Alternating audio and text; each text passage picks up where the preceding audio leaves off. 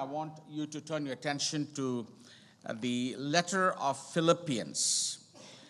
The letter of Philippians that Paul writes from the prison. And Philippians is one of the 4 letters that we have in the New Testament that is known as prison epistles.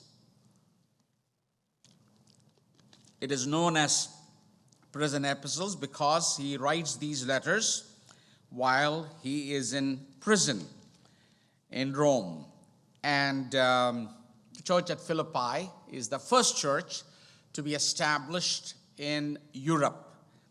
And he responds to a vision that the Lord gave him, where a man comes with outstretched arms and stands before him, and he says, "Come over and help us." And that man was from Macedonia.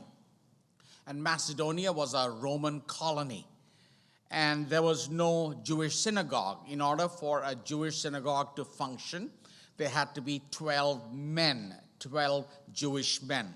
So there were not enough Jewish men in that Roman colony to start a synagogue.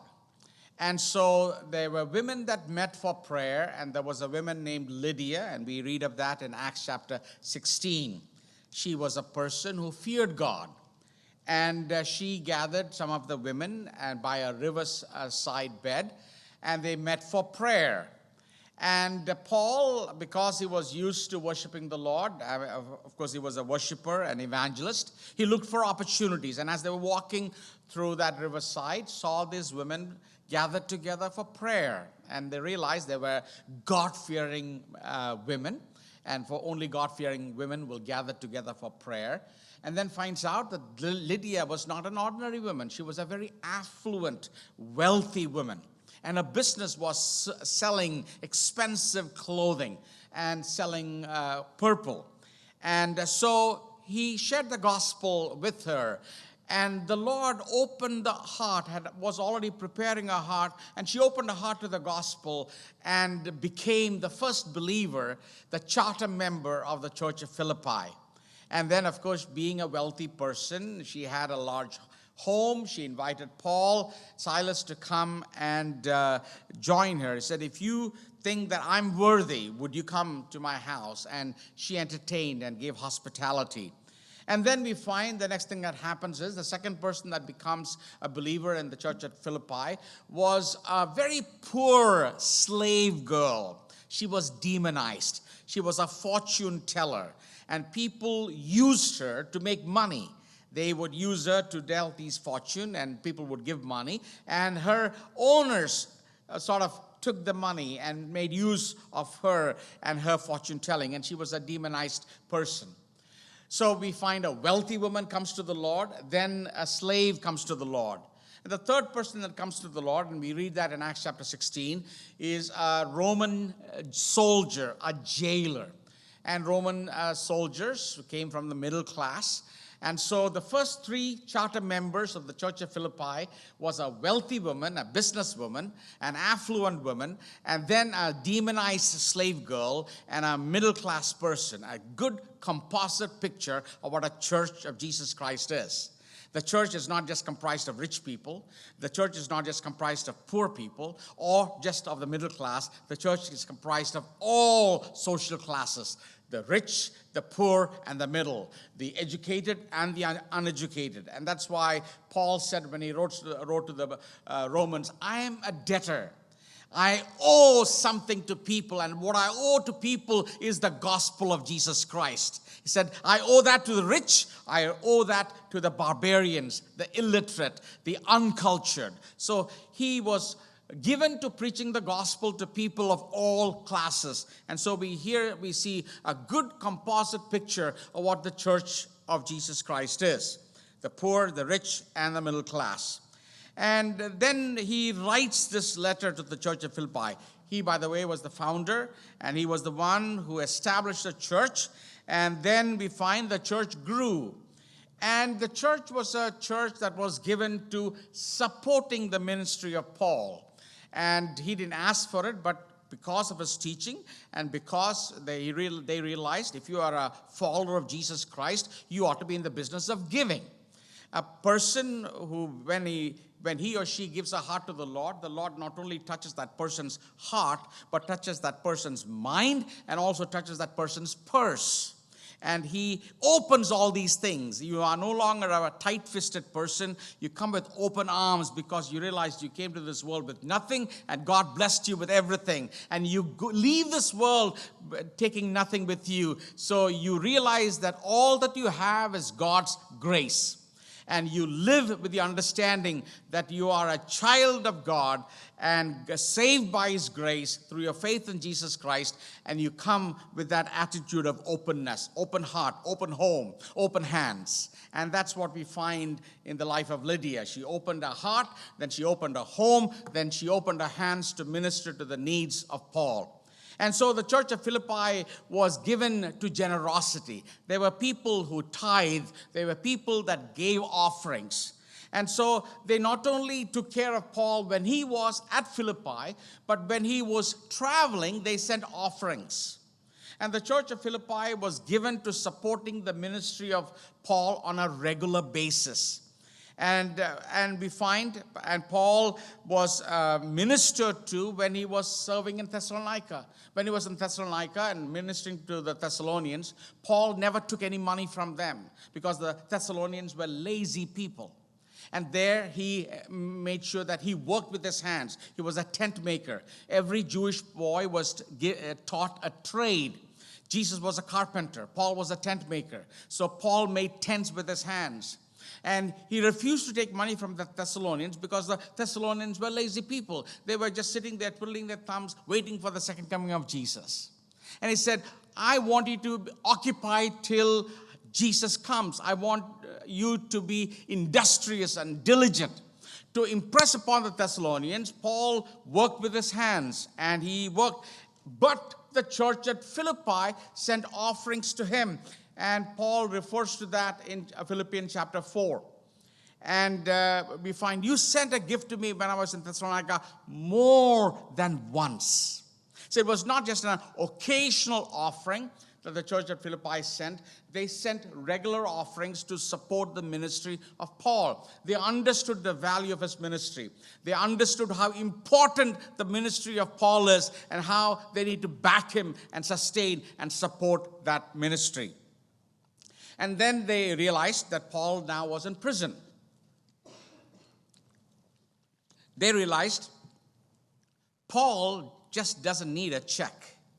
Paul just doesn't need money. He needs somebody to be with him. There are times that money will not do any help. There are times when you need an individual to be with you. There are times when you need a strong relationship where you know that that person truly cares, that person is with you. And so the church of Philippi was very sensitive.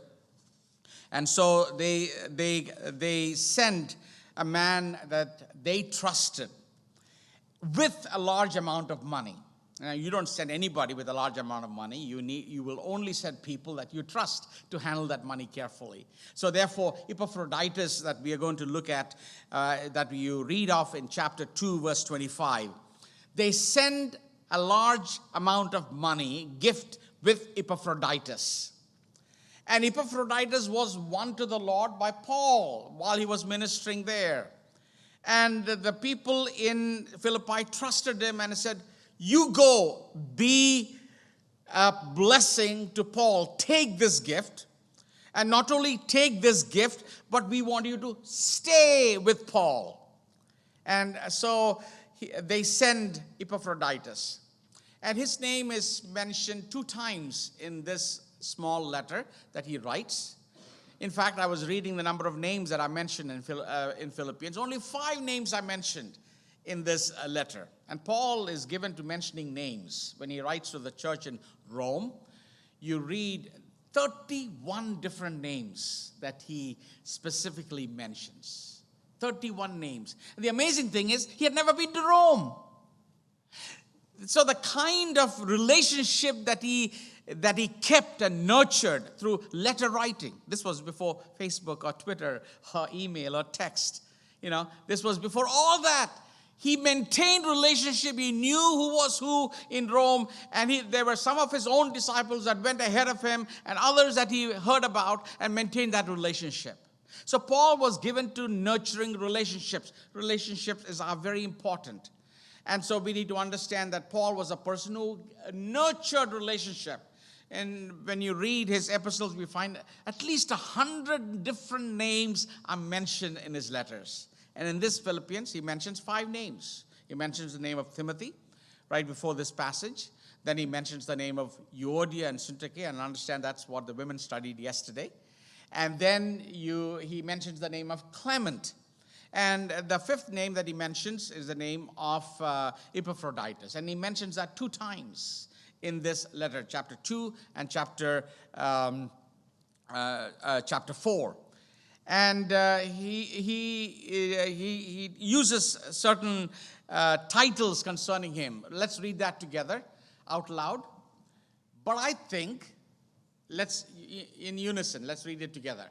But I think it is necessary to send back to you Epaphroditus, my brother, co-worker, and fellow soldier, who's also your messenger, whom you sent to take care of my needs. One more, the next verse, 26. Let me read that. For he longs for all of you and is distressed because you heard he was ill. Indeed, he was ill and almost died. But God had mercy on him, and not on him only, but also on him, to spare me sorrow upon sorrow. Therefore, I am all the more eager to send him, so that when you see him again, you may be glad, and I may have less anxiety. Welcome him in the Lord with great joy, and honor men like him. Would you repeat that with me? Welcome him, out loud, welcome him in the Lord with great joy, and honor men like him. Honor men like him. When I received the news of Charanjit Singh and saw that picture, immediately this passage came to my mind. Honor men like him. The world honors different kinds of people. The world honors people that have a lot of wealth. The Lord honors people that are very famous, no matter what they have done. They honor people for different things, whether it's in the field of academics, whether it's the field of movie industry or athletic. It doesn't matter what. They honor men for different reasons. But here the scripture says, and Paul says, welcome him with great joy and honor men like him. Honor men like him. The church of Philippi supported the ministry of Paul. The church of Philippi was used to sending him gifts on a regular basis. Not just when he was in their midst or at his church of Philippi that he founded, but even when he traveled. And then now they realize that he is in a prison in Rome. And they send a large gift with Epaphroditus. And not only that, they tell Epaphroditus, stay with him. Stay with him, take care of him, wash his clothes. If he needs a massage, massage him. And cook for him. Do whatever is necessary to take care of Apostle Paul. He's our founding pastor. He's the one who brought the gospel to us. He's the one who taught us and established us. His ministry is valuable. He's going around. And he's the one who went to 30 different cities in those days. And the first missionary journey, he traveled more than 2,500 miles. Second missionary journey, he travels nearly 2,900 miles. At one stretch, he walked 1,000 miles preaching the gospel. And being Paul, a Pharisee of the Pharisee, was a person who could get up any time of the day or night. If you asked him what the 613 commandments were, he would rattle it off. He was a person who memorized the first 5 books. He knew the Torah well, and he referred to himself as the Pharisee of the Pharisee. And he was a person who persecuted the church. But now the persecutor becomes the promoter of the church. And he realized how the gospel had to be preached throughout the Roman Empire. And that was his passion.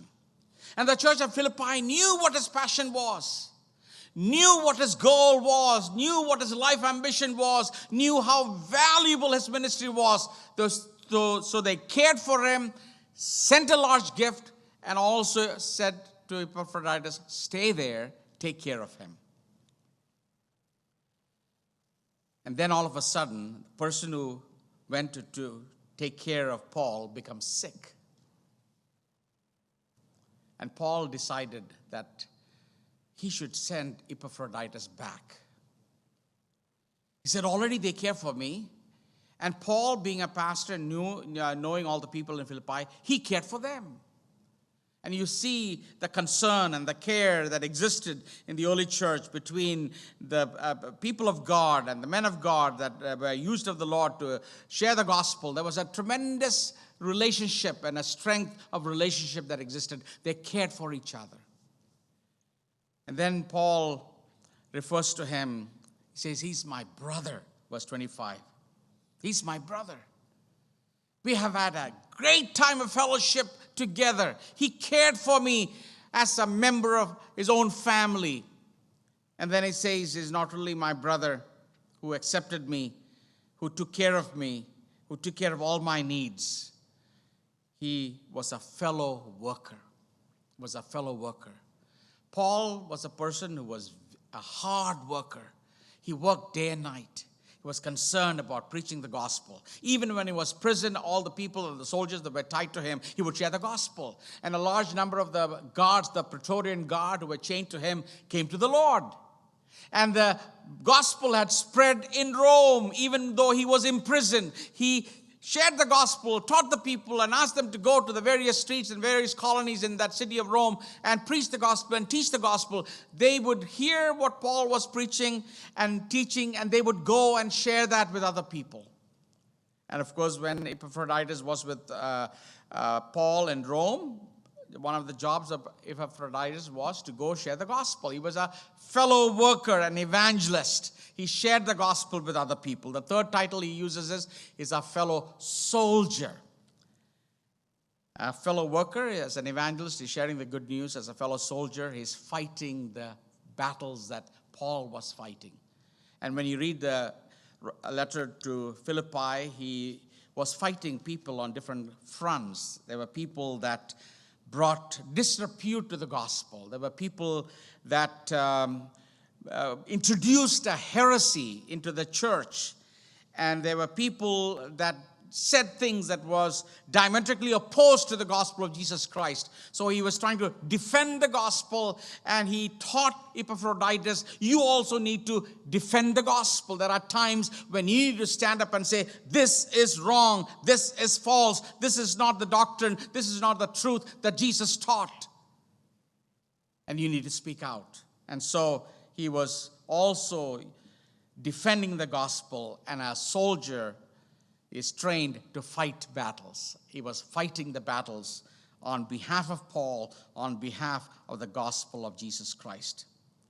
Then he refers to him as your messenger. And the word that is used there is an interesting word. That is the Greek word that is used, apostolos, or apostle. Who's an apostle? An apostle is one who's sent on a mission. In the 12, the apostles who were with Jesus, but later on, they looked for people to replace Judas, and one of the criteria to replace Judas was he should be one who witnessed the resurrection. The person who replaced Judas had to be somebody who saw the Lord after he rose again from the dead. And it was Matthias that was chosen among those who saw the Lord to replace Judas in the early church. So in that sense, the early church, where apostles were chosen people who witnessed the resurrection of Jesus. But in the general sense, they were people who were sent on a mission with a message. An apostle is a person who is sent on a mission with a message. And he says, you sent him as your messenger. He brought good news. He brought good news to me while I was in prison. I heard that your faith was increasing. And then he says, I heard that your love was abounding, and my prayer is that your love would abound more and more and more. And in that prayer that he prays to the church at Philippians, he says, if your love abounds, your discernment will be high. If your love abounds, your insight will be great. Amazing, isn't it? How he correlates love and discernment, love and knowledge. In other words, if your heart is not filled with the love of Christ, you cannot see things properly. You may see, but yet not see. You may see, but yet not understand. You may see, but yet not perceive spiritual things. In order to perceive spiritual things and understand and gain spiritual insights, your love should abound. If your love abounds, your knowledge, understanding of who God is and how he operates will also increase. So there is a correlation between the love of Christ and the insight and the spiritual insight that you have in your life. So if there is no spiritual insight, if you're not able to perceive what is happening, evaluate, are you abounding in the love of Christ? And that's the prayer that he prays for the church at Philippi. And he says, my prayer is that your love abound. So you increase in your knowledge and your insight. And he says, he brought good news. He told me the church at Philippi is flourishing. It's increasing. People are abounding. He also brought some bad news. And he brought correction. He said, he's a true messenger. He not only brought good news from Philippi, but he also served as my messenger. I taught him, and he would go to the streets of Rome, and he would go to the various congregations or various house churches that exist here, and has taught them and established them and made sure that they are strong in the Lord. He's a true messenger. He's a true messenger. And then the last one, we read, whom you sent to take care of my needs. And the word that is used there is, he ministered to my needs. He ministered to my needs. He cared for my needs. Just a great composite picture, isn't it? A brother, a fellow worker, number 3, a fellow soldier, number 4, a messenger, an apostle who brings the right message. Number 5, he ministers to my need. He cares for me. You know, people don't care how much you know. People want to know how much you care. People want to know whether you really care. He says, he cared for my needs. He showed how much you care. And therefore, you sent him with a large gift. And now, I really want him to go back because he has fallen sick. And you see the care of Paul. They sent him to care for Paul. And now Paul is sending him back because he doesn't want him to get sick and die in Rome with him. He said, who's going to take care of him? He says, I'm sending him back. So he sends his letter back with him. And then he says, when he comes back, don't think he quit on me.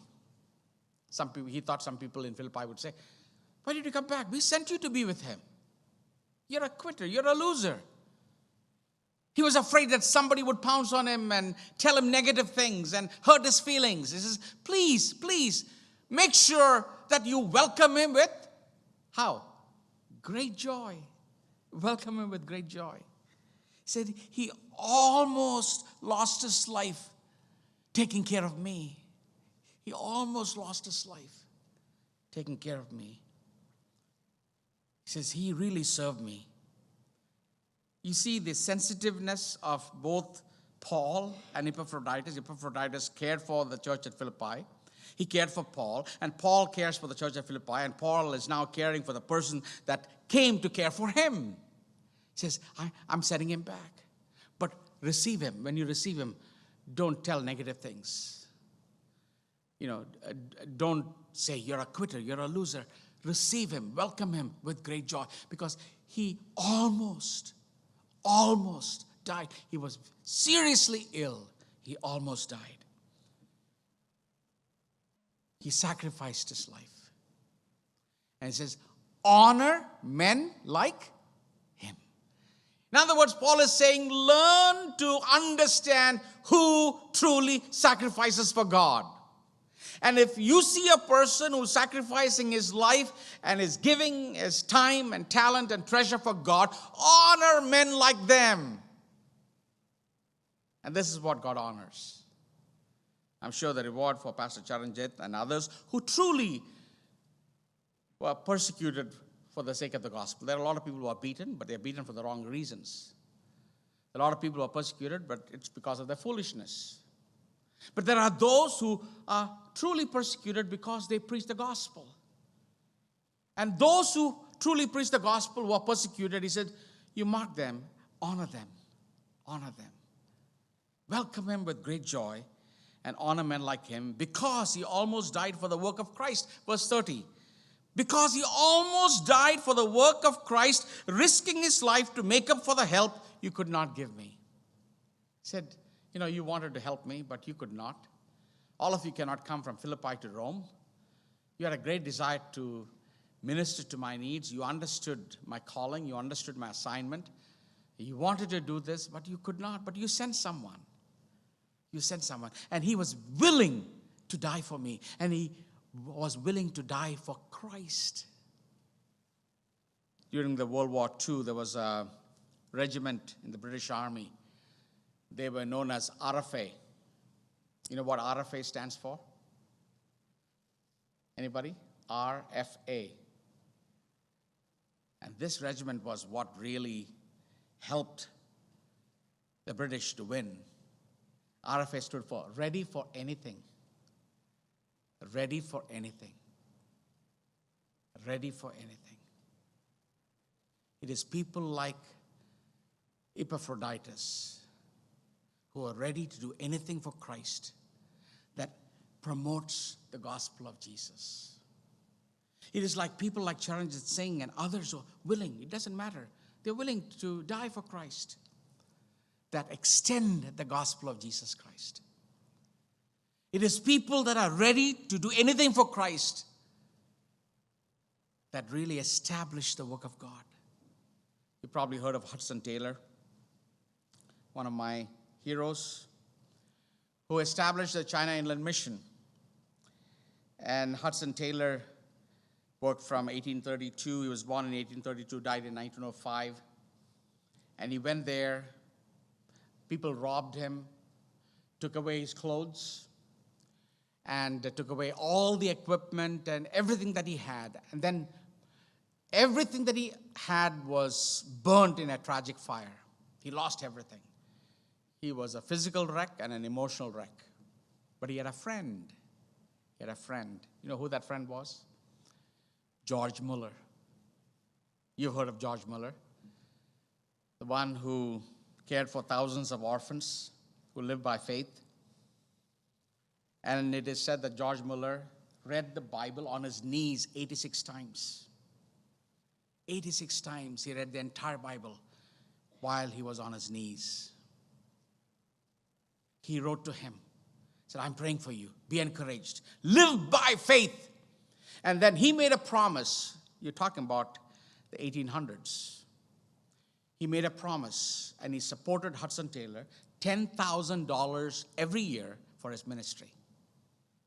Multiply what was $10,000 more than 150 years ago and what it is today. $10,000.